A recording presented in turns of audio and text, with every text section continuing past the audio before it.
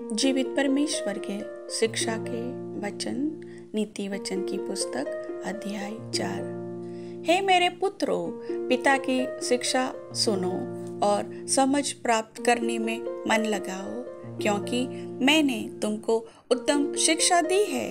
मेरी शिक्षा को न छोड़ो। देखो, मैं भी अपने पिता का पुत्र था और माता का इकलौता दुलारा था, और मेरा पिता मुझे यह कहकर सिखाता था, तेरा मन मेरे वचन पर लगा रहे, तू मेरी आज्ञाओं का पालन कर, तब जीवित रहेगा।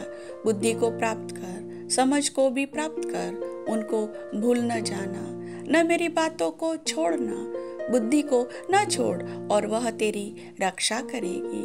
उससे प्रीति रख और वह तेरा पहरा देगी। बुद्धि श्रेष्ठ है, इसलिए उसकी प्राप्ति के लिए यत्न कर। अपना सब कुछ खर्च कर दे ताकि समझ को प्राप्त कर सके।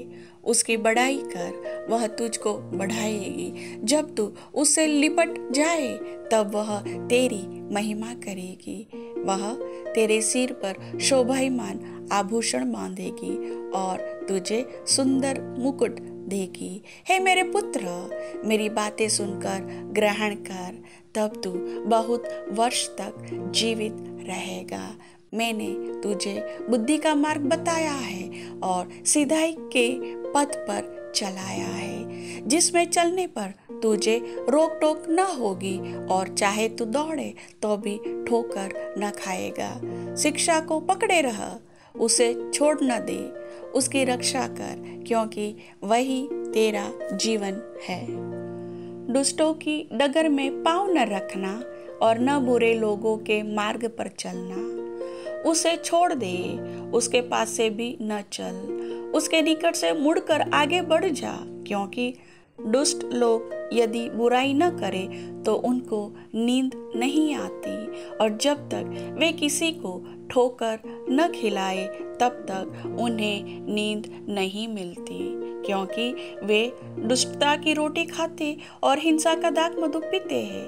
परंतु धर्मियों की चाल भोर प्रकाश के समान है, जिसकी चमक दोपहर तक बढ़ती जाती है। दुष्टों का मार्ग घोर अंधकारमयी है, वे नहीं जानते कि वे किससे ठोकर खाते हैं। हे मेरे पुत्र, मेरे वचन ध्यान धर के सुन और अपना कान मेरी बातों पर लगा। इनको अपनी आंखों से ओझल न होने दे, वरन अपने मन में धारण कर, क्योंकि जिनको वे प्राप्त होती है वे उनके जीवित रहने का और उनके सारे शरीर के चंगे रहने का कारण होती है। सबसे अधिक अपने मन की रक्षा कर, क्योंकि जीवन का मूल स्रोत वही है। टेढ़ी बात अपने मुंह से मत बोल, और चालबाजी की बातें कहना तुझसे दूर रहे। तेरी आंखें सामने ही की ओर लगी रहे और तेरी पलकें आगे की ओर खुली रहे। अपने पांव रखने के लिए मार्ग को समतल कर, तब तेरे सब मार्ग ठीक रहेंगे। न तो दाहिनी ओर मुड़ना और न बाईं ओर। अपने पांव को बुराई के मार्ग पर चलने से हटा ले।